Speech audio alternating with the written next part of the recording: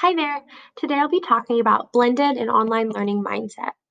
In the bottom left-hand corner, you can find the bit.ly to these slides and the rest of the documents embedded within the slides.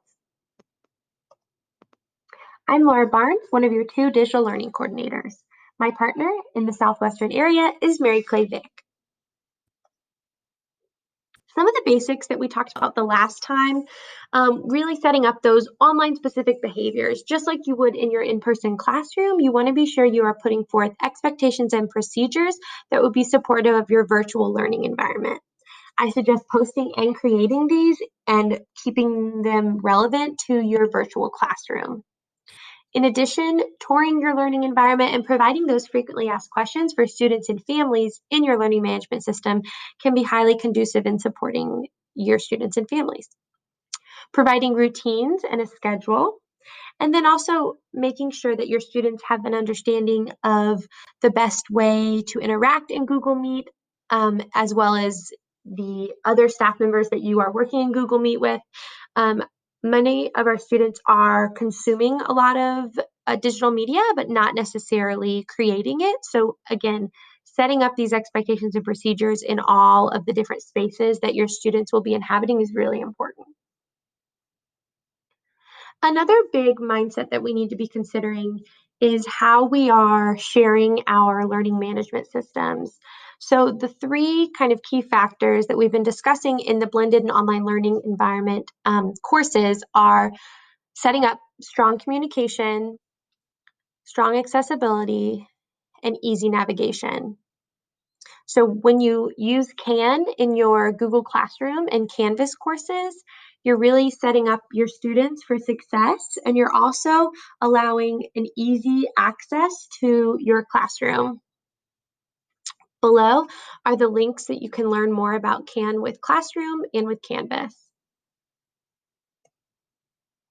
So some of the biggest kind of mindset shift that we'll be needing to make is this idea of synchronous or live instruction. So as a district, we have a baseline for what live instruction is, especially in this Plan B transition period, but it's really something that we want to consider. You do not necessarily have to be staring at each other in a Google Meet. Some examples of live instruction, you can be working collaboratively on a Google Jamboard. You could be editing a document.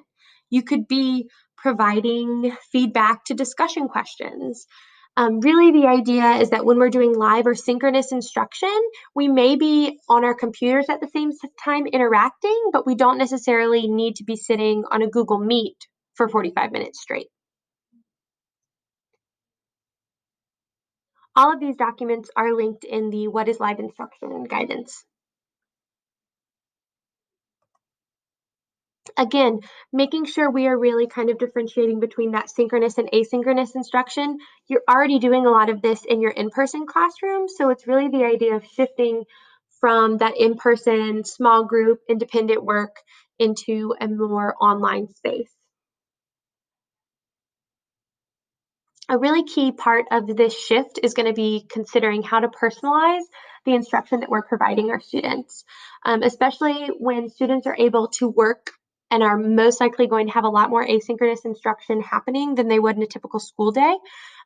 We really want to be sure that our students are given really personalized structures. So using those choice boards, learning pathways, playlists are always all really great processes to support blended instruction. Here are some key documents I think are really important as we're kind of shifting our mindset. You can access those by clicking on the links.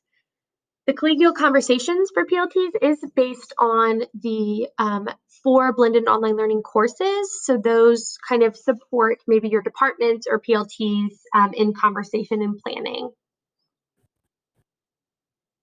Again, really important to make sure that you as adults and our students all have a strong basis in news and media literacy, copyright and fair use, and the Creative Commons. So as students are going to be using a lot of resources outside of the school building, it is important that they're using those correctly. And just like you would want to be sure to attribute sources.